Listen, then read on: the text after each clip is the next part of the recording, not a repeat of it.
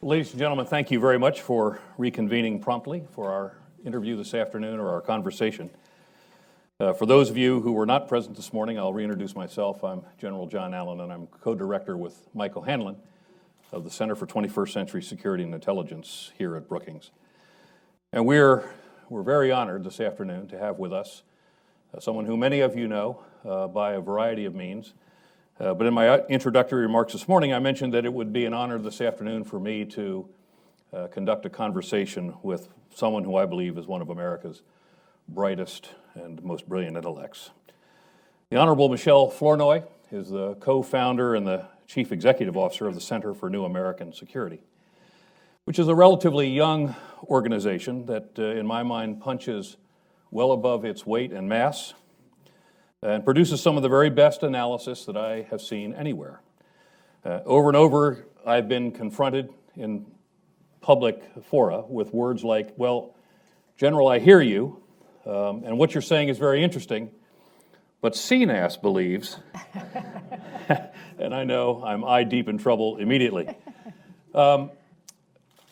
Undersecretary Flournoy has contributed to many of the leading think tanks in this town, and they are an awesome array, but has also contributed to a succession of advisory boards, having been appointed by both secretaries and key officials in this town. And it is to that level that she is esteemed by the Washington community. And she's emerged as one of our nation's premier strategic thinkers through long service to our country in a number of key positions. She's been a Deputy Assistant Secretary of Defense twice, once for strategy and threat reduction, and a second time for strategy. And I have to tell you that her contributions to our strategic plans and our strategic thinking and strategy overall were enormous during that time. But it was as the Undersecretary of Defense for Policy, which for many of you, you know, is the number 3 position in the structure of the Department of Defense, but the number 2 position for policy formulation immediately behind the Secretary of Defense, where she really demonstrated her leadership and intellectual qualities. And for those of us in uniform who watched her both up close and from a distance, I can attest for the general officer community in this town, when I was a Central Command Deputy Commander, briefly the Commander, and then later the Commander in Afghanistan. My many seniors and peers admire and respect you enormously for your leadership qualities and your intellect. So this afternoon she brings a great wealth of experience in this town, but more importantly in some of the most pressing issues that this country has faced in our recent history. And what I'd like to do is to spend a few minutes in a conversation with the Undersecretary, asking some key questions, I think. We'll go for about 45 minutes or so, and then we'll ask for questions from the audience. And I'll talk a little bit more about the ground rules for that as that unfolds.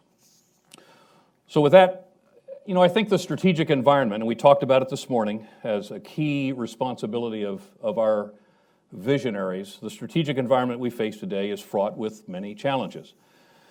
And what I would ask you, Michelle, is what do you think at this juncture are the top 2 or 3 of the forces that are at work today in the policy arena and the challenges that we face in the United States that shape our policy and the security issues for the United States? Well, first of all, let me say, General Allen, it's always an honor and a pleasure to share a stage with you. And, you know, I thank you for that very kind, if somewhat inflated introduction.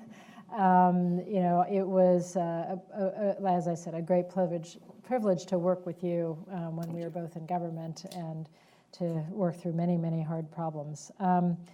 So, you know, when I look at the security environment today, there are a number of things that I think are going on. The first is some fundamental shifts in the balance of power. You have in Asia the rise of China as a clear economic power, an increasingly influential player that is looking to take on more of a leadership role, gain more influence throughout Asia Pacific, and as it rises, is questioning whether some of the rules of the road that were created post-World War II, when we sort of architected the international order that we all know today, whether some of those rules of the road should be changed. In some cases, they've raised those issues in negotiations and discussions. In other cases, they are taking some unilateral steps to try to create new facts on the ground, such as the land reclamation that has created islands out of rocks and as a basis for staking more expansive sovereignty claims. So I think the rise of China is one of the factors we have to consider, and all that that means for the balance of power in Asia and the order in Asia. But at the same time, we see the decline of a very great power, a formerly great power, Russia. And I think as Russia declines in terms of its economic power, its influence, and even its demographics in some ways are, have bode for a shrinking population. As it is finding a new place, it has also, from a different perspective, challenged the rules-based order by conducting, the aggression in Crimea and the seizure of parts of eastern Ukraine, the use of unconventional means of warfare to try to destabilize other parts of Europe and so forth. And so, although Russia is arguably moving in a different direction, it is posing its own challenges to the order. And then in the Middle East, you see, I think, a real crisis of governance in the Arab world, in that there are mostly authoritarian regimes who have not met the needs of their populations, have not met the political aspirations of their populations, and that has created room for some very destabilizing developments and space for the most extremist groups to find oxygen and get traction and grow. So I think there are a whole number of factors contributing to what seems like a pretty chaotic and dynamic environment in which a lot of what we've accepted as given in the last 40 years now seems to be in question. Do you sense that the world order that you talked about, do you sense that it's beginning to unravel?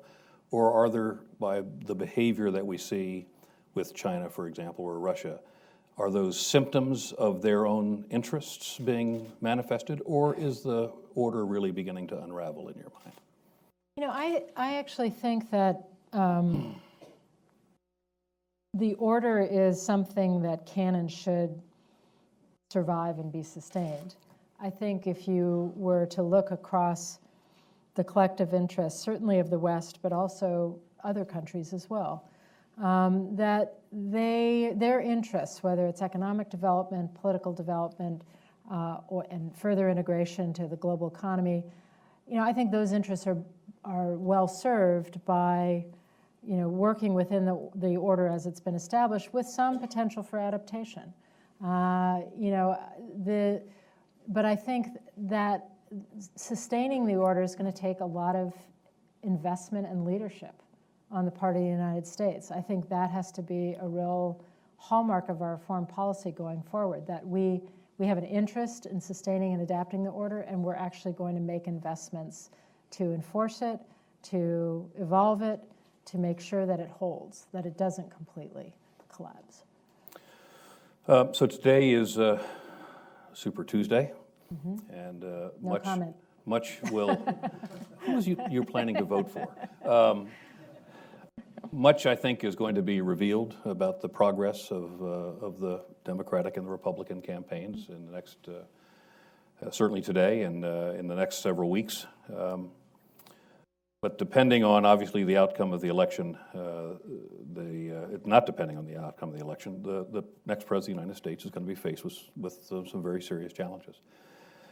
And so as they began the process of thinking through, and eventually the leading candidates on both sides will begin that process, if you were asked to provide advice on what should be the prioritization for her or for him in the first 100 days of their administration, what would you say to them? Well, the first thing I would say is you can't wait until you get in office. You have got to come in the door with a vision of America's roles in the world, our interests, the strategy that's going to advance and protect those interests. You've got to come in with an overarching vision and strategy for where you're going to, lead. Secondly, I think you have to come in with some initial priorities and initiatives to pursue those priorities. Again, there will be a lot of things that get fleshed out once you're in office, but if you walk in the door, the world's not going to wait. And I think any candidate worth their salt has to come in the door with a sense of how to start, already having been sorted out in their minds. And then the third thing is I think you have to really pay attention to the statecraft part of this, the governance part of this. You have to reset the National Security Council process. You actually have to try to put together a team, or a team of teams, to borrow a phrase from Stan McChrystal, of people who are not only extremely competent and qualified and so forth, but can actually work together as teams. And you have to actually empower the line. You have to devolve decision-making power and execution down while maintaining the appropriate level of oversight and a lot of accountability. But you really have to reset how the interagency process is working, because when the world is moving so fast and there's so many issues on your plate at one time, if you try to over-centralize, you will always be behind the eight ball. You'll always be behind the curve. And so I think a new administration, whatever their stripes, it's an opportunity to take the lessons of previous administrations. I just wrote a piece that's about to come out looking at every NSC since the body was first formed, and looking at their experience in the first year. And what lessons should we draw about how someone should come in and kind of reset that apparatus? Is there anything in particular about, I'm not proposing you comment on this NSC, but anything in particular on NSCs and the concept for the reset that's worth the conversation today? Sure. Because this is really critical. It's really at the heart of the interagency process and serving the president and his policy formulation. I think that the NSC has to be focused on the development of strategy and policy and the presentation of options to the president. And that means they have, first and foremost, an honest broker role to bring a diversity of perspectives, views, options, including dissent, to the president when he or she is making a decision, so they have the benefit of that full range of perspective. Once the policy's set, here are the right and left limits, then the NSC needs to hand off to the NSC members. So the staff needs to hand off to the actual principals who are appointed by the president, confirmed by the Senate, to run these agencies whose job it is to actually execute the policy and the associated programs and budgets and so forth. And then, at a reasonable tempo, maintain oversight, measure performance, hold people accountable when they mess up, but don't actually try to micromanage, don't actually try to implement, don't be an executor. Because what was really fascinating in this historical look is most of the worst, sort of disasters or failures of NSCs had to do with their loss of role clarity, where they forgot what their job was and they got into the realm of execution or implementation or micromanaging. Are there topics, are there particular problems that the next president will face in the first 100 days that you would counsel specifically to be attentive to? Well, certainly we've already touched, ISIS, Asia Pacific, Russia and European security. I think, the question of Afghanistan, depending on what the president decides to do, whether he maintains at the current level of forces or whether he continues the drawdown, I think I would like to see this administration take care not to leave the next with any kind of instability in Afghanistan on its hands, or any additional instability. But I think Afghanistan, if not properly handled, or even if properly handled, could be a front burner issue early on. I think the refugee crisis will have had another summer. another round of migrations to Europe, the further challenges that Europe is, the challenges of dealing with that. And I think there'll be a number of those issues that are on the plate. So, obviously the humanitarian crisis, but also the broader Syrian situation. Let's talk a little bit about the Middle East in particular. You in broad terms, discussed about the Middle Eastern instability that we face. It's broader than the Middle East. It's North Africa, and it's across the traditional swath of what we might consider the Muslim tier of Central and South Asia, and even going into Southeast Asia. Is there something in your mind that can be done in the short or midterm that can begin the process of trying to resolve this virtually constant instability, or even worsening instability that we face today? We seem to be frozen in conflict in many respects. Are there measures that can be taken? You sometimes hear the term countering of violent extremism. Measures that can be taken over the long term, that while we must fight, we can also take those long-term measures that can begin the process of resolving some of these problems. Do you have a sense on that? Specifically with regard to ISIS and countering violent extremism? That's right. That's correct.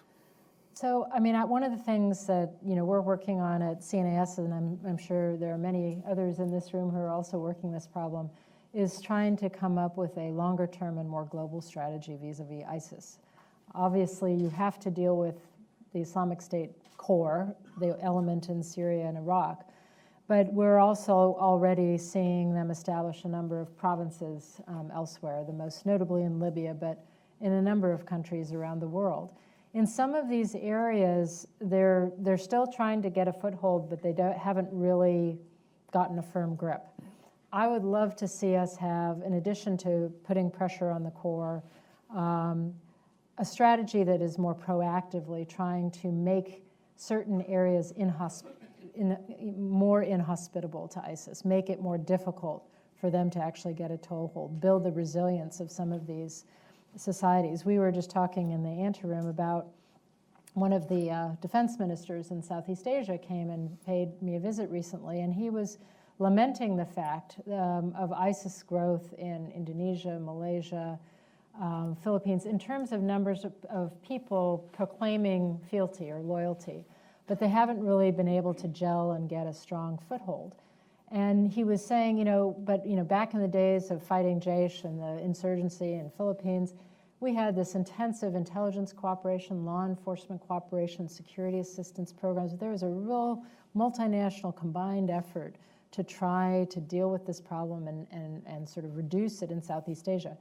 It is not too soon now is the time to be leaning forward and reinvigorating some of that kind of cooperation, exactly because ISIS hasn't gotten a strong, grounding there yet. So I think a more proactive strategy that tries to actually keep certain areas off the chessboard is warranted. Let's shift just a little bit in the orientation, and you touched on it a moment ago. I know your own background is pretty strong in this area. Europe and the EU are under a lot of pressure now, unprecedented pressure. It flows almost directly from the unresolved outcomes of the Syrian civil war by virtue of the refugee flows and the continuing refugee flows. We could see more than 2 million refugees moving to Europe this year. And it's a real crisis. Can you give us your thoughts on the effect of this refugee crisis for Europe and the long-term health, in your mind, of the Atlantic Alliance as a result of that? Sure. I think, coming on the heels of the economic challenges that Europe has been dealing with and the sort of threats to the cohesion of the EU, with first Grexit, now talk of Brexit, the refugee crisis has really overwhelmed the Europeans' ability to deal with it. And what I think is even more worrisome is it's fueled some much more extremist elements in terms of European politics. And you see the rise of some very xenophobic, to be kind about it, you could call them worse, xenophobic voices in Europe that, were they to really gain traction, would, I think, start to change the complexion of some of our key partners. I don't think the transatlantic alliance is over or fundamentally threatened, but I do believe that Europe, for the foreseeable future, is going to be focused inward. They have plenty on their plate. And so when it comes to looking for allies to help us elsewhere, when it comes to asking Europeans to do more on defense, particularly if it's outside the Eurozone, I think we should have, limited expectations for the moment. That said, we do have to strengthen European security. We do have to bolster deterrence and reassurance in light of, Russian behavior and the potential threat to places like the Baltics and so forth. But I think it's very worrisome. I do think, we've thought of the refugee crisis primarily in humanitarian terms, and it is absolutely an enormous humanitarian catastrophe that we need to be doing more to respond to. But it's also now having strategic impact, and in my mind, it forces the question of what more should we be doing on the ground in Syria to create some kind of, to build on some of the very few safe zones that exist for people to stay rather than to move. And it's not, not to go on and on about this, but it's not just the pressure being put on Europe. The pressure being put on our friends and allies in the region. Jordan, I'm on the board of the NGO CARE, and our Syria officer, country officer came and briefed us and said, just to try to give you a sense of the pressure on a country like Jordan, which is such a key ally for the United States. It's like, he said, proportionally, she said, it's like the United States absorbing the entire population of Canada. That is the scale of the crisis for Jordan. It's just enormous. So this is, we don't want this to just go on and on and on. The humanitarian piece is compelling, but it's now starting to pose real strategic risk if it's left unaddressed. One final question. We use the term threat from time to time, and our chairman recently used the term threat as it relates to Russia. And I think we're a bit more circumspect with regard to the use of the word threat with regard to China. Let me get your views, if I may, on, first of all, how do we use that term? And with respect to Russia and China, what are your views in that regard? I think with regard to China, I would not call China a threat today. I see China as a challenge in the sense that, China is a country with whom we have tremendous interests for cooperation, whether it's economic cooperation, trade, climate change mitigation, all kinds of areas where we need to work together.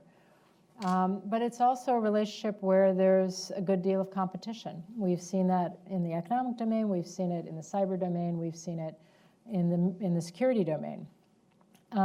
I think the question of whether China ultimately becomes a threat will depend on how China chooses to integrate into the rules-based order or not. Whether they pursue changes to that order peacefully and through negotiations and their membership in institutions and using their increasing weight to make change, or whether they try to pursue unilateral changes to the status quo using coercive measures that are very threatening to both their neighbors and the stability of the region. So I think it's the choice is China's. I think, when I had my Department of Defense hat on, the job of a Department of Defense is to make sure that the U.S. is fully capable of defending and protecting its own interests and allies no matter what it's faced with in the future. And so there are hedging investments that you want to see our Defense Department make. But I don't think it's a foregone conclusion that China and the United States will find themselves in conflict. I think it's a very real risk if we're not careful about it, and if we don't find better ways of managing and working through some of the challenges that China's rise poses to the region and more broadly. Do you have a view on Russia? You know, Russia under Putin, I think, has shown itself to be a threat. It has invaded sovereign territory of another country and taken it by force. It remains in occupation of another sovereign of a sovereign territory where it is actively trying to destabilize a democratically elected government. It has made threats and shows of force to try to intimidate members of NATO on the periphery. I mean, I think they are certainly behaving in a very threatening manner. And so I think there, you know, I think it has to be more of a factor. Again, I think there's a case to be made that Russia's own interests would be better served by finding its way back to a more cooperative stance in the international community. But I don't see many signs that Mr. Putin has been very interested in that path. Where we could probably find a lot of common cause with the Chinese on a variety of issues, where might we find common cause with the Russians on key issues, which you might imagine? You know, I think that it's, you know, the question of, I don't think it's in Russia's interest to find itself in open conflict with the United States or NATO.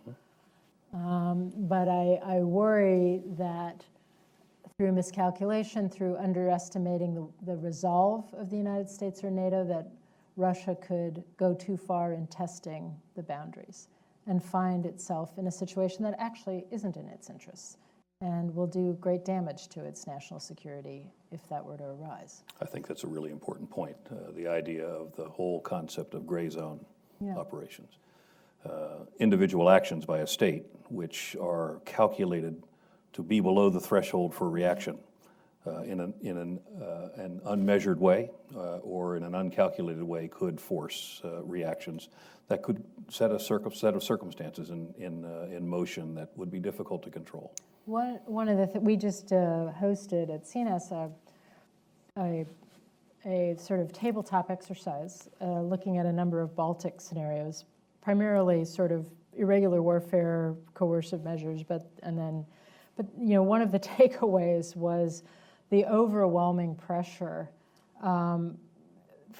escalatory pressures involved in these scenarios once a party feels threatened. And even as each country is taking steps that they may see as defensive, you know, the other side is seeing it as offensive and escalatory. And so I think, you know, the room for miscalculation and for things to get out of control very quickly is very real in that part of the world. Well, and as you've already pointed out, this is going to be the challenge for NATO, and in buttressing the eastern flank of NATO, and then working with our partners there to try to keep the escalation under control and to give them confidence that they shouldn't overreact, which I think is an important piece. Well, thank you for those questions. What I'd like to do is go to the audience, if I may. We have hands coming up like a forest. Let's get the microphones. Come on up, please, and the lady on the front row. And we'll go for a few minutes, and we'll see where this goes. My name's Tara. And if I may, Yeah. everyone who's going to ask a question, I would appeal to you to identify yourself and your organization, and we'll try to keep the questions crisp, if we may, and I'll look into that conversation for a question, and I'll let you know if I think we've gone on too long. Go ahead, please. Okay, you'll cut me off, right? No. My name's Tara McKelvey. I work for the BBC. And early on in your career, you wrote about a case study of Somalia, saying that there was bad planning that led to the problem that was Black Hawk Down. And today you talked about the NSC, and you're studying some of the mistakes that they've made. I'm wondering if you can choose an example of, I guess, micromanagement of the NSC or some case where they did things poorly and what you could learn from that. Sure. Well, I think the Somalia case is a good example where you had a U.S. military intervention in Somalia that really began as a purely humanitarian operation. We had a starving population. a difficult security situation. So there was a humanitarian intervention to try to get food to the people.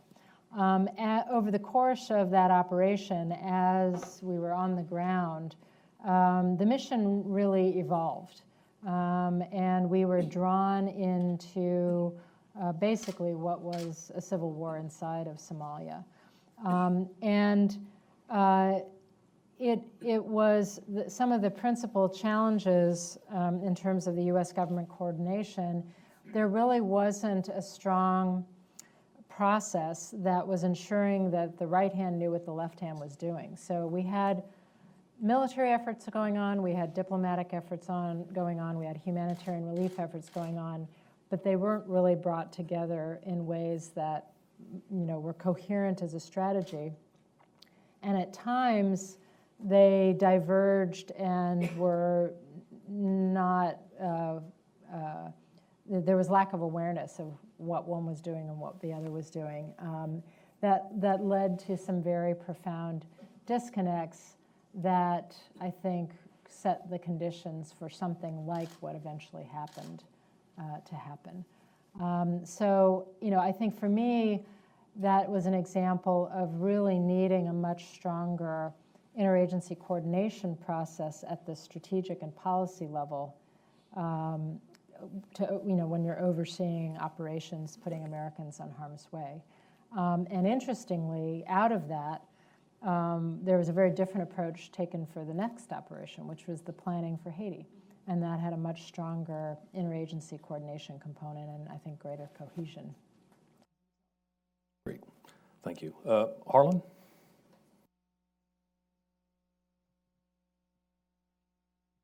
I'm Harlan Ullman. Michelle, it's good to see you. I wanted to follow up on the NSC and wanted to ask, what are your incentives for turning the NSC into what Brent Scowcroft really made of the NSC? Mm-hmm. Because it seems to me that NSCs have become increasingly controlling today. As you know, the total staff of the NSC is somewhere between 600 and 700 people because of the 24/7 news cycle, because of the pernicious and destructive means of politics. It's understandable why White Houses are going to be more controlling. When Jim Jones was National Security Advisor, President Obama wanted him to do what you just said, and it didn't work. So with a new president coming in, what incentives are there to turn the NSC into what it should be and what it's been, giving the pressures of politics that really argue for a controlling NSC? I think there are a couple of things. One is sort of compelling examples from around the world. I mean, no CEO of a global enterprise runs the enterprise out of the C-suite. It's, yes, there's a role for the C-suite, but, it's empowering the business units in the line and so forth. Now, I'm not saying the U.S. government's a corporation, but the real incentive to avoid centralizing too much and growing a massive White House oversight structure or NSC structure is that the irony is that it actually pulls risk to the president. So say if you have a model which says, I'm in the White House, I'm setting strategy, here's your right and left limits, now Mr. Secretary or Madam Secretary, go do X. If they screw up on X or fail, you have that secretary and that agency to hold accountable. If you decide, well, I don't really trust the secretary to do X, so I'm going to kind of pull that into the White House, and I'm going to check the math, and I'm going to go around them, and I'm going to start pulling decision-making in and making decisions on their behalf or kind of micromanaging the policy from the White House, because that's what will make me feel like I'm really in control of it. If mistakes are made then, guess what? Mistakes have been made from the White House, and it actually pulls risk to the president. And so I think that a model that empowers the line not only, and then holds people accountable for performance does a better job of protecting the president and the people in the White House.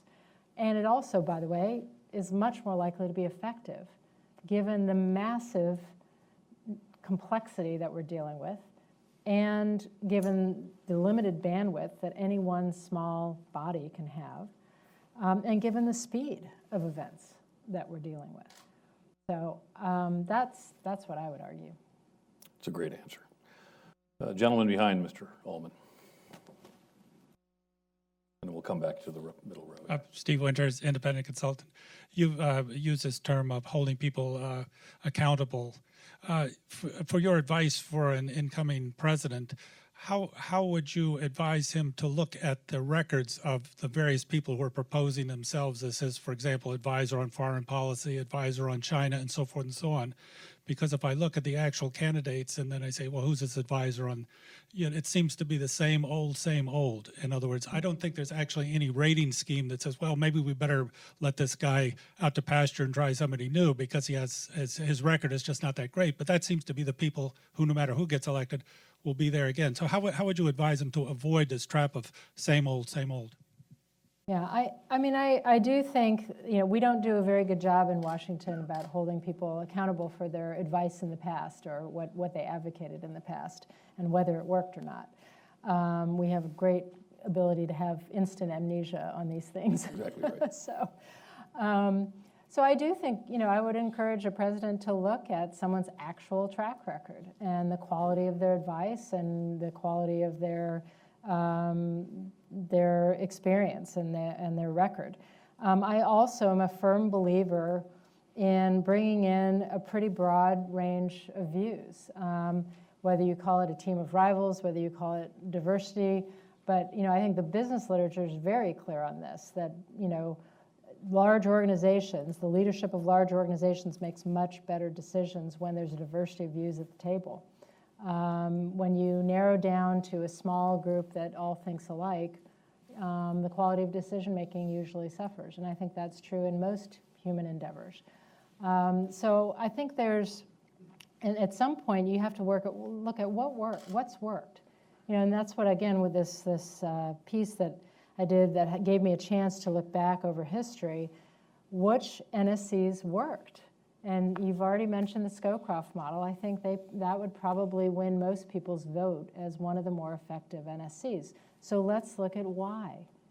It was role clarity. Brent Scowcroft didn't see he was an honest broker for the president, bringing information, dissent options to the president, and then once a decision was made, making sure that was enforced across the agencies, but not mistaking his role, not trying to actually be the implementer or the executor. The smaller size actually forced the NSC to be more strategic. One of my old bosses, John Hammer, used to say, if you want to make a staff more strategic, cut it in half. They have to focus on the big stuff that matters. So I do think there's a lot to be drawn from just what do we actually know works, and paying attention to that as we shape things for the future. Yes, sir, please. Second row. Hugh Grindstaff, THIS for diplomats. The role of Turkey in NATO, it's been a member of NATO since 1952, and its relationship with the Kurds and really the whole Syrian debacle. What do you think of, how should we approach Turkey? Well, I would agree that, and I know, I would love to ask John Allen for his view on this because he lived this, but, we are clearly not on the same page with regard to how to handle the Syrian crisis right now with our ally Turkey. And I think it's very, very important that we try to get on the same page. I also think that, given what's happening, I'm not an expert on Turkey, but my impressions of watching their domestic politics are that Erdogan has sort of a fundamental choice here. He can go down the road of continuing a very hard-line policy against the Kurds that starts to play with real fire in terms of instability within Turkey, or he can reinvigorate what was the beginnings of a negotiation process, some kind of peace process with them. I would like to see the United States sitting down much more intensively with Turkey, encouraging him to reopen those internal negotiations and to become more of a partner with us in Syria. But I think that that's a tall order, and you'd need a great soldier diplomat like John Allen to go and make that happen, or someone else like you.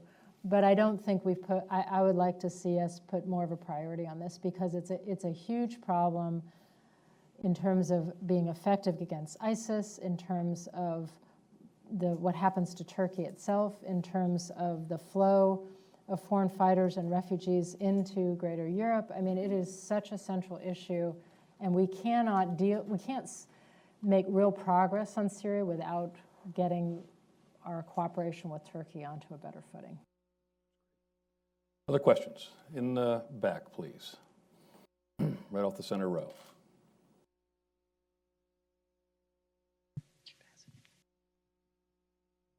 Yeah, Ken Meyercord, World Docs. China believes we're intent on a policy of containing them. To demonstrate that that is not our intent and that we are ready to accommodate the enhanced political, military, and economic status of China, do you think we should tell the Japanese that the Senkakus do not fall under our Mutual Defense Pact? They would have to resolve that issue with China directly. So I guess two things. I think the broader point first. You know, I think we should continue to try to convince China that our policy is not one of containment. I don't know how you contain a trading partner like China. I don't know how I mean, it's not the right framework for thinking about China. I actually made a small effort in this regard when I was in office, showing my Chinese counterparts what containment looked like, containment of the Soviet Union looked like in terms of our intelligence and military posture at the height of the Cold War. And then I showed them, you know, the picture of, you know, our activities, you know, generally speaking, around China today. I said, this is not containment. You know, there's a lot we would be doing. If we really wanted to contain you, there's a whole lot we would be doing that we are not doing because it's not in our interest to do, and that's not what we're trying to do.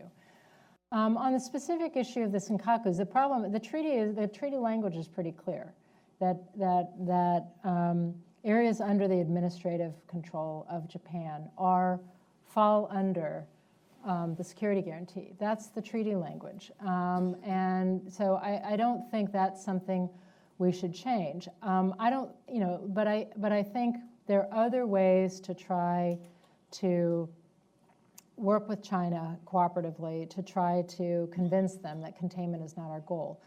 But right now, China's own worst enemy is itself, because it is, when it takes coercive or aggressive actions in the region, it scares all of the countries in the region. And what do? They turn to each other, they turn to the United States, they band together to try to increase security cooperation because they're so anxious about China's unilateral moves.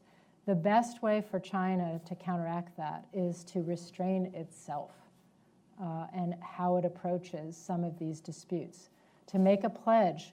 You know, this is a great, Russia and Norway, this is before the latest, you know, round of problems, but Russia and Norway managed to actually agree to disagree on some of the sovereignty issues in the North Atlantic, but to say, look, we're going to agree on a framework for jointly exploiting the resources. And we're just going to shelve the sovereignty question. You know, if Russia, today's Russia, can do that with Norway, why can't China take that kind of approach with some of the smaller states in Southeast Asia? And let's stay on China for just a moment. Michelle, in your view, what should be our expectations with respect to China and North Korea and its relationship with North Korea as we attempt to move forward with some form of a long-term resolution to the six-party talks? Yeah. I think China's a very important partner in trying to, you know, influence North Korean behavior. I think it is true to say that their leverage today with this young leader is not what it was with his grandfather, for example. But they do have some leverage in terms of economic and energy supplies that they can use when they choose to. But that is very rare because they fear anything that could destabilize North Korea and cause large numbers of refugees to come across their border. But I think this is one of the areas where we should and do cooperate. You know, we should be cooperating with China, and we do, to try to make clear to the North Korean regime some of the dangers associated with its provocative behavior.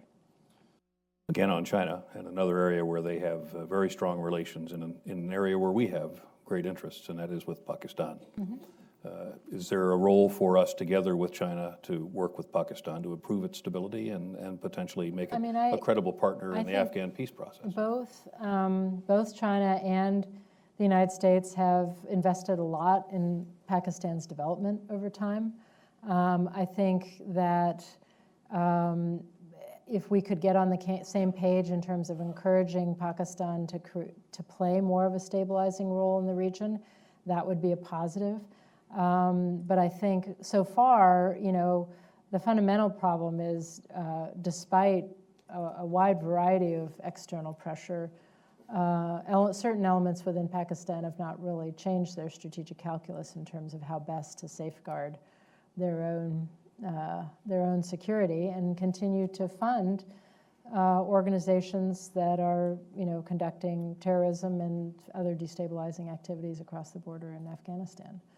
It certainly is an area where we ought to pay a lot of attention to it, though. Obviously, absolutely. the Chinese role is very important. Yes, sir, please, in the front row. Hi, Keith Chloe from Army Strategy, Plans and Policy. You described Russia as declining in economic power, influence, and demographics. So can they keep up their pace in the periphery, in the Arctic, and Syria? And if they can't, what are their other options?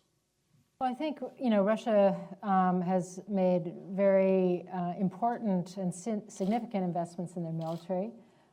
They learned a lot from their experience in Georgia, and they've professionalized, they've modernized, they continue to invest.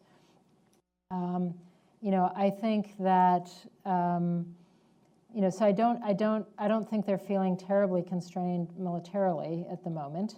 Unfortunately, the Russian people have a tremendous capacity for tightening their belt and doing without.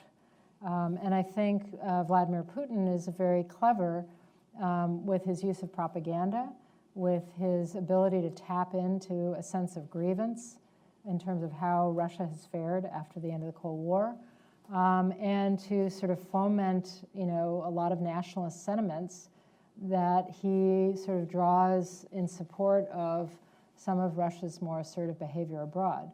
So I don't see, even with the sanctions, even with lower oil prices, which is what's really creating the pinch, I don't see that as immediately curtailing Putin's foreign policy or military adventurism in any way, not at least in the near term. Let's, on this side of the room, please, in the middle, please.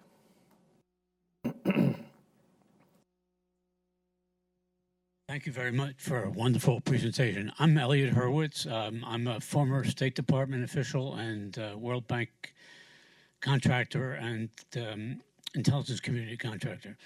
I wanted to take up a statement I think you made that China is not a threat to the United States, and their actions in the South China Sea in fortifying the Paracel and other islands and building surface-to-air missiles and other security devices is threatening to us. So it's kind of hard to say that they're not a threat, isn't it? Let me clarify what I mean. No question that China has taken coercive action, aggressive action, actions that we should see as threatening. Absolutely. I guess I would say I don't believe that China is categorically an adversary, a foregone, absolutely won't be anything else but an adversary. And I was conflating threat in that sense. I think the jury is out. I think it will depend on China's own judgment about how best to protect its interests. I would say to the Chinese leadership, your number one your recipe for staying in power is economic growth, because economic growth will underwrite domestic stability. And you should be doing everything in your power to maximize your economic interests, which means maintaining stability. It doesn't mean creating the conditions for a war in Asia and all that would entail. And so I think there's still opportunities to appeal to China's self-interest to rein in some of its more aggressive behavior. That said, I am less confident in that now than I was 5 years ago, because I think they have shown a higher tolerance for more unilateral, more coercive, more aggressive behavior in the last 5 years than they did in the previous 5 years. So we're not moving in the right direction. That said, I wouldn't write China off as I wouldn't say they're an inevitable adversary. It may go that way, but I think we should still work very hard together to try to prevent that and to try to find ways of reinforcing that it's in their self-interest to prevent that. Great, thank you. Yes, sir. Steve Luckett. I work and study here in the city, and I guess my other affiliation is I'm a long admirer of CNAS's work. Thank you. And from Fallujah to the Fatah, a great admirer of the general, so thank you, sir. Well, I mean, I guess that rates an applause, actually. Could you look, Ms. Flournoy, at the lack of, despite Tim Kaine's efforts, the lack of a renewed AUMF in this Congress, the greater inclusion of refugees in Syria, 25,000 to 50,000 before the year is out, to Canada, and the implications of that on U.S. foreign policy, or at least U.S. security. There are suggestions that there are counterfeiting capabilities that some of the people who might be sewed in by ISIL among the refugees coming from Syria to Canada. And the third is, could you look at U.S.-Russia mil-mil relations? Thanks. Okay, so starting with, AUMF. I think we are at a level, I take the argument that there are many situations in which the president has the executive power to deploy forces into conflict zones and so forth. But that said, I think it would be a healthy thing for this Congress to have to weigh in on what the right way forward is in Iraq and Syria. An AUMF debate is a surrogate for that. I think one of the things that too often happens is that people kind of go into the bleachers and they go into, or to mix my metaphors, Monday morning quarterbacking. They get to throw stones, they get to be critics, but they don't have to cast a vote. They don't have to take a stand. They don't have to stand behind a position. I don't think that's healthy for our democracy. So I wish that we had gotten farther in that discussion, but I understand politically why that didn't come together. The second one was refugees. So I think, one of the reasons why the flow of refugees to the United States has been so slow is that I think we've appropriately beefed up the vetting process. My hope is that once that vetting process is, sort of fully in place and resourced, that the United States will do more of its part in terms of taking our fair share of refugees. 99+% of the Syrian refugees are innocent civilians who've gone through horrors that we can't even imagine. And, we owe it to the American people to have a system that we believe will catch people posing as refugees who really aren't. And that may slow the process down, but we also owe it to ourselves as who we are as a country of immigrants and our history and our role in the international community to also be welcoming of true refugees who've suffered enormously. And Russia mil-mil, I'm one who believes that, short of an actual conflict, we need to maintain communication channels. We need to try to have communication channels to find areas where we can work together, agree, et cetera, or at least better understand each other's differences. I think other than feeling very self-righteous and very good about ourselves when we cut things off, usually it actually hurts our ability to manage the situation, even when it's going in a bad direction. So I'm someone who believes that we should have, I don't think we should have why, be throwing the doors open transparently to Russia across the board on mill-mill relations, but I do think we should have some context and some effort to try to have some strategic discussions about what is going on in Europe and what is going on in the Middle East. And I think to that point, our experience has been pretty poor on those occasions where we have cut communications. Whatever the opponent is, the assumptions that are made about our intentions or our long-term expectations often set into motion a set of actions or counteractions that are counterproductive. So the idea of maintaining lines of communications are important. Now, as you say, they don't need to be, the doors don't need to be thrown wide open, but maintaining some form of communications is, I think, a constructive measure right now.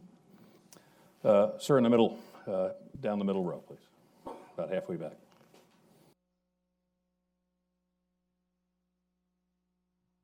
Hi, Tom Olson, unorganized. The Iran. Is that an LLC? Yes, it's a new NGO. The Iran. You haven't. I believe you haven't mentioned the word yet, and I just wonder if you think there's anything that can happen for the rest of this administration that will have the relationship between the U.S. and Iran improved, and do you think that there's any chance that Iran, Russia, and Turkey can work with the U.S. to end the problems in Syria? So, on Iran, my view was that, even with the nuclear deal, that at least potentially freezes their program for a decade, or rolls it back in some respects. Iran still, it's a revolutionary regime that is still supporting groups like Hezbollah, terrorist organizations, the Houthis in the civil war in Yemen. They are still doing a lot that's destabilizing to our allies and to our interests in the region. And so, I'm not someone who ever thought that the nuclear agreement alone was signaling some major realignment in the Middle East or some major rapprochement with Iran. I think as long as you have this regime in place, which is using its own military, the IRGC, the Quds Force, to kind of sow instability across the region, which is continuing, although occasionally having elections, is still pretty repressive when it comes to keeping its own population under tight control. I think there are limits to what we can expect from that relationship and how much change we can expect. So I don't expect a huge change in our relationship with Iran as long as this regime is not changing either its domestic behavior or its foreign policy behavior.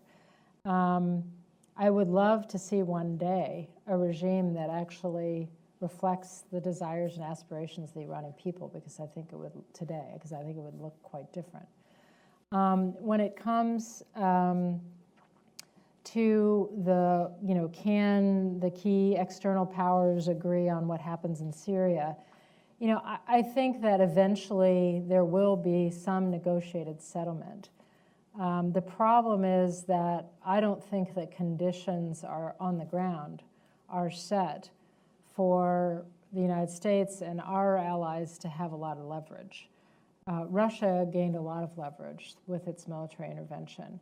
Iran's supply of weapons, its support to the Assad regime, it's sending, it's the fact that it's sent fighters, it's sent Hezbollah, they have leverage. I think for us to really be able to, I think we'd have to take additional steps to help set those conditions.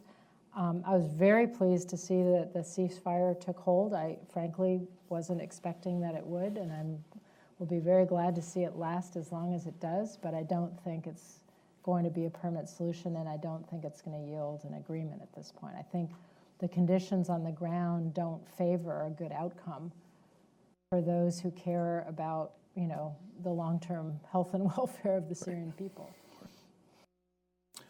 On the right-hand or left-hand side here,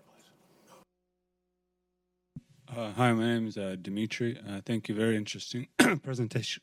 Excuse me. So my question kind of is in line with the What's last your two. affiliation, sir? I'm sorry. I'm independent, no affiliation. Okay, thank you. So the question kind of is related to the effective lines of communication with Russia and also with Iran, which I guess had pretty positive election results yesterday. At least I thought they were good. So my question is about the United Nations. What role do you see them in this, for the United Nations in this strategic environment? And is there anything we can do to improve the effectiveness of it as an organization? Thank you very much. In general, or with regard to Syria specifically? No, more so with regards to security and also with regards to cooperation with things like the Sustainable Development Goals. I mean, we are looking for things that we have in common with Russia and China. Yeah. Just in general, how do you see the United Nations? Because I hadn't heard them mentioned yet. Thank you. I think the United Nations remains a very important forum, both for working on things like the development goals, working on when we talk about adapting the international order, adapting institutions to reflect new realities, a lot of that has to happen through mechanisms of the United Nations. I think it is the place that still one goes to seek legitimacy of taking any kind of international coercive action when that's necessary. So I think it's a very important institution and needs to continue to be leveraged and more fully utilized. That said, the Security Council is such that when there is not agreement in the Security Council, that tends to be a real obstacle to leveraging the institution's potential. And so you see, in those cases, coalitions of the willing or regional organizations blessing activity and so forth. So it certainly has its limits, but I'm one who has found, I think the United Nations continues to play a really important role and can also help us potentially in new areas, like figuring out how do we as a global community better combat violent extremism and so forth. And the disease outbreaks that we're seeing increasingly, Yeah. which are going to be very serious security issues in the future. Yeah, in the back along to the left. And then we'll come back to the very... Stanley Roth, Boeing. I'd like to bring you back to the Middle East. We haven't talked much about Israel or Egypt. Obviously challenges for the next administration in terms of Egypt policy being pulled in different directions by what's going on there. And in Israel, I guess two dimensions, new administrations tend to want to take a shot at the Arab-Israeli peace process, which hasn't worked too well for quite a few presidents over quite a few decades. What would your recommendation be? And then how about repairing U.S.-Israeli relations? Is that a doable priority? I think the process of repair, of sort of reinvigorating the relationship with, certainly the security relationship with Israel is already ongoing. I think once we got past the disagreement over the Iran deal, the two countries are negotiating a memorandum of understanding that will sort of govern their security relationship for the next 10 years. I think that's going very well. I think there's a lot in the security relationship that was somewhat protected from the larger disagreements over issues like the Iran deal and over the two-state solution and so forth. On the two-state solution, I think, any administration, Democratic or Republican, has to try to push this process forward. If you look at, we are committed to a democratic Israel and that state's right to exist. We are also, committed to the notion that the Palestinian people deserve their own state. When you look at the demographics on the ground, particularly within Israel, there is a foreseeable point in the future when, if we don't negotiate a solution, Israel will have to make a very unpalatable choice between being a Jewish state and a democratic state. And as Israel's closest ally, we don't want them to get to that point. We want to help ensure that we've figured out a way that these two peoples can live securely and in peace together. And so what we can do in the meantime is try to work on some of the thorny issues, build on the great work that General Allen did when he was in government on how would you, if you actually had a two-state solution, how would you secure it?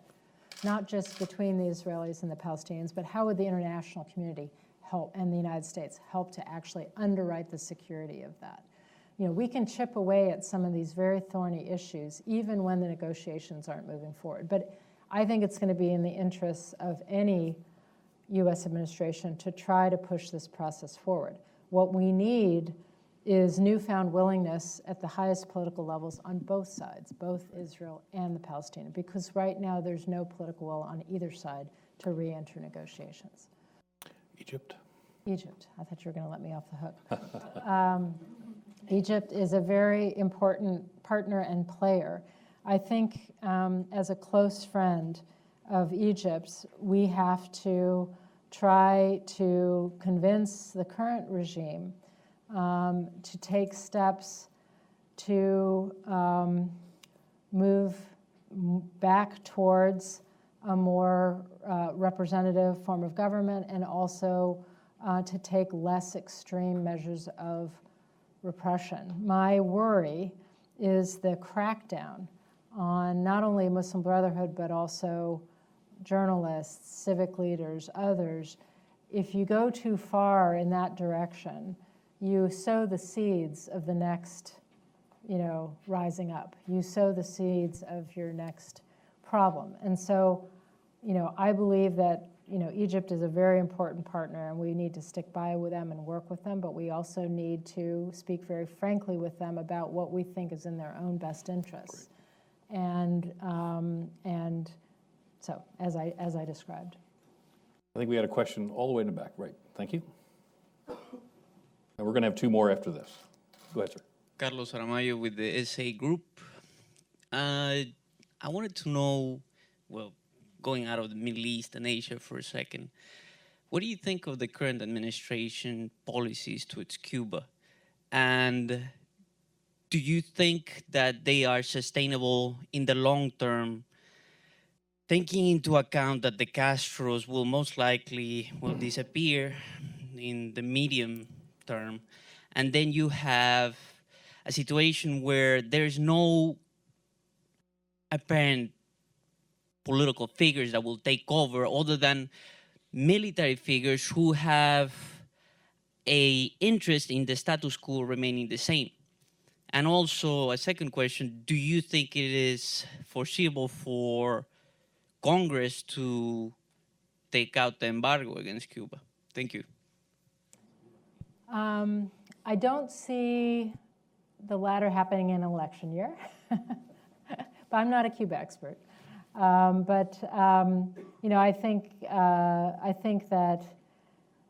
think this is a policy that I actually think President Obama has moved in the right direction, and I think over time this is a situation where a greater opening may help to create some of the conditions for political change over time.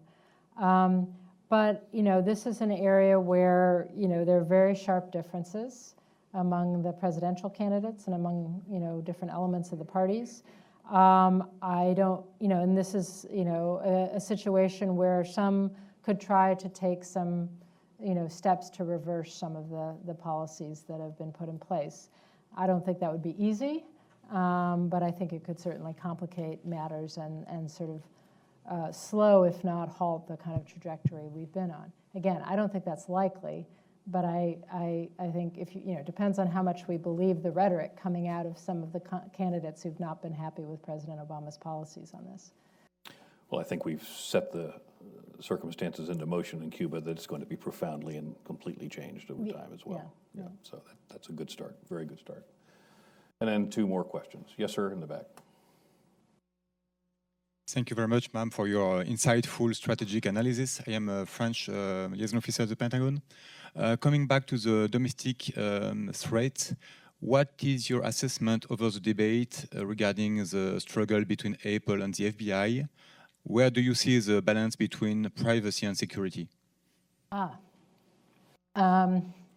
This is so another area where we're doing some work on surveillance reform.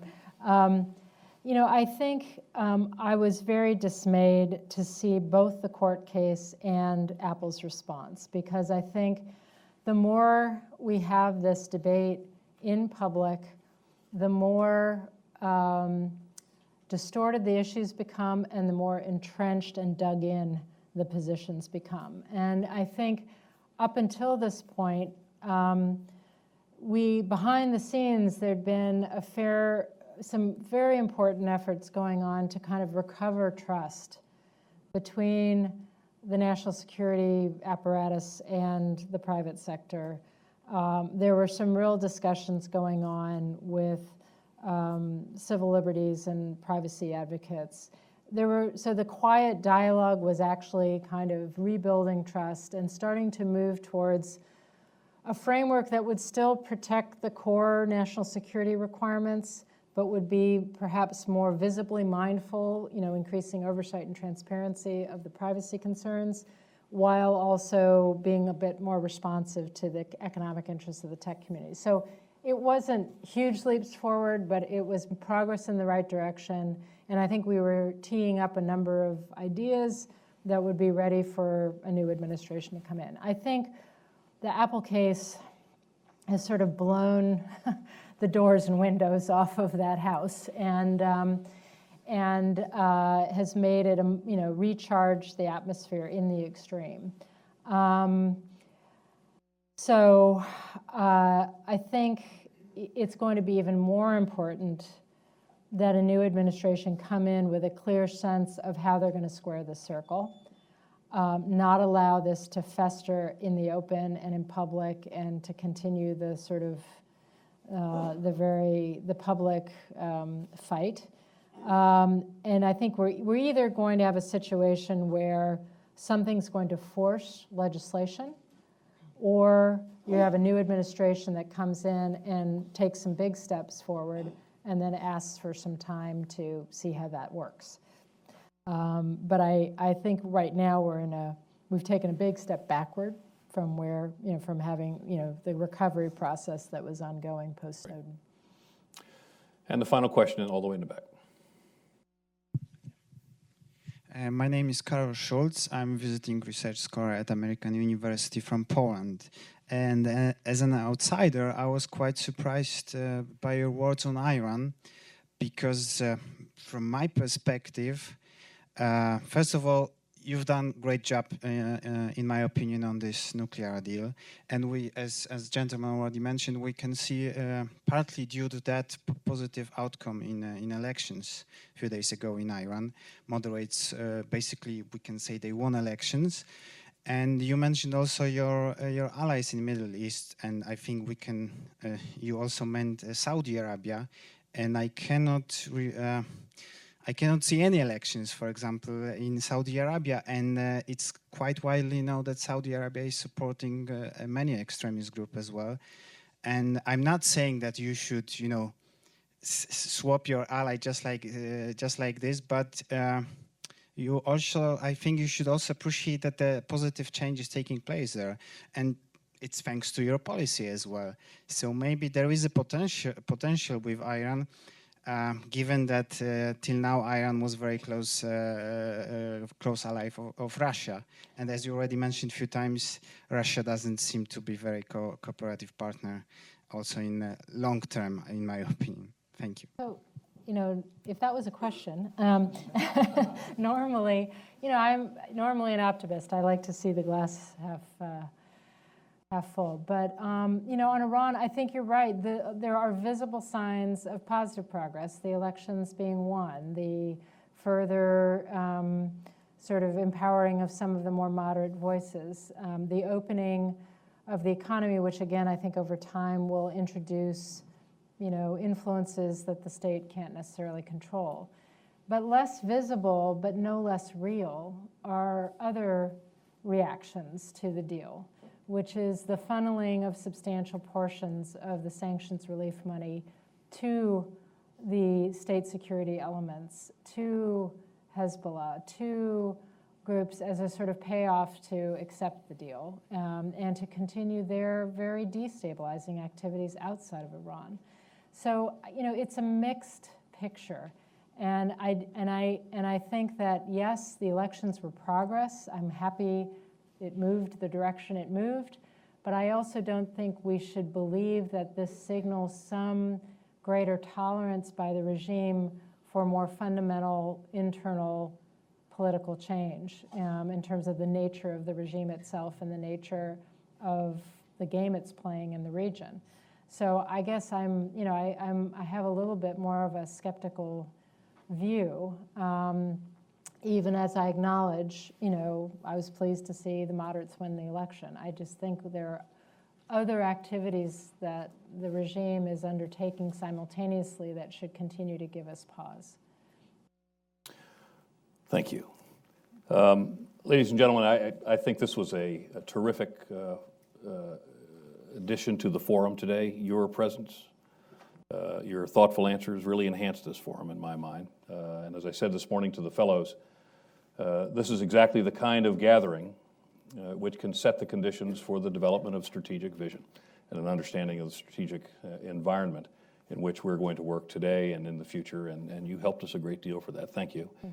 I'd have been taking notes at the cyclic rate if I was a fellow out in the audience. I was trying to take notes up here. There's a couple of things that I'll tuck away for myself, which is that the irony of a controlling NSC is that it pulls risk into the White House, making it perhaps more difficult for the president than less, and that if you want to make a staff more strategic, cut it in half. That's a quote. That's a Hamry quote. Okay. If I could just say one thing, I And we're want to gonna- emphasize that I am in no way singling out the current NSC for criticism. Like I said, the piece I just wrote looked at the last 7 NSCs. This is a problem that is not, unfortunately, not unique to any particular political stripe of administration or any individual administration. This has been a chronic problem for NSCs over time. So just to be clear about that, those of you who are writing news stories. Well, thank you for that important qualification. But for those of you who are going to lead large, complex organizations, this is a very wise bit of counsel. So you've really enhanced the forum today by being with us, Michelle, and we're thankful very much for the thoughtful answers that you've given us. And we wish you the very best at CNAS because you have many important products that we think will strengthen our security over time. Thanks very much. Thank you, ladies and gentlemen.